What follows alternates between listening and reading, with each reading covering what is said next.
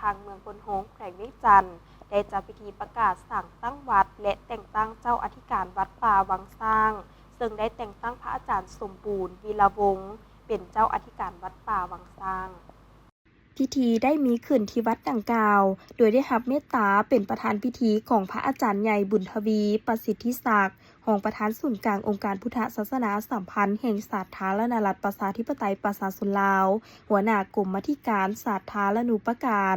ศูนย์กลางองค์การพุทธศาสนาสัมพันธ์อาจารย์ตุงจันทวงศ์กรรมการศูนย์กลางองค์การพุทธศาสนาสัมพันธ์ประธานองค์การพุทธศาสนาสัมพันธ์แขวงเวียงจันทน์ฝ่ายคารวาสให้เกียรติเข้าร่วมและเป็นเจ้าภาพโดยปริญญาเอกวิไลวงศ์บุตรดาคำกรรมการศูนย์กลางภาครองหัวหน้าคณะจัดตั้งศูนย์กลางภาคทานคำพันธ์สิทธิดำพาอดีตเจ้าแขวงเวียงจันทน์ทานภูวงศ์บุญซูรองเลขาพรรคแขวงประธานคณะกรรมการปกครองแขวงเวียงจันทน์มีบรรดาองค์การที่เกี่ยวข้องขันแขวงขันเมืองพระสงฆ์สามเณรพร้อมด้วยอำนาจการปกครองบ้านพ่อแม่ประชาชนและน้องน้อยนักเรียนเข้าร่วมในพิธีทานสาคูลเพชรมณีจันทร์เลขาพรรคบ้านในบ้านพลเงินได้ขึ้นเล่าประวัติย่อความเป็นมาของบ้านและวัดป่าวังสร้างวา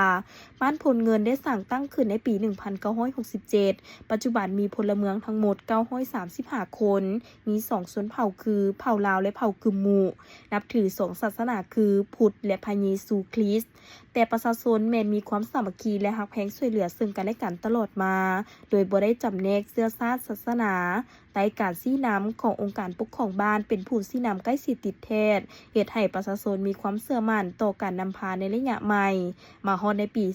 2024 ได้นิมนต์พระอาจารย์สมบูรณ์วิระวงศ์และสามเณร4 องค์มาจำพรรษาและสั่งสาอยู่ธรรมศาสตร์วังสร้างแห่งนี้ย้อนว่าสถานที่แห่งนี้เป็นบ่อนศักดิ์สิทธิ์พอมีพระพุทธรูปเก่าแก่เป็นวัตถุบูชาและขาดครูบาอาจารย์ปกปักรักษาหลังจากนั้นก็ได้มีการฟื้นฟูบูรณะธรรมศาสตร์วังสร้างแห่งนี้ขึ้นใหม่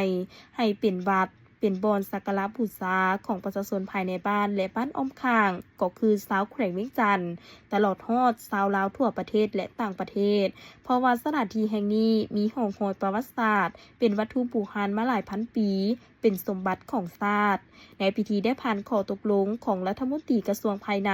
โดยได้เห็นดีอนุมัติให้สร้างวัดใหม่คือวัดป่าวังสร้างเมืองพนโฮงแขวงเวียงจันทน์ซึ่งทานเจ้าแขวงเวียงจันทน์ก็ได้ออกข้อตกลงเห็นดีมอบใบตดินรัฐจำนวน1 ตนเนื้อที่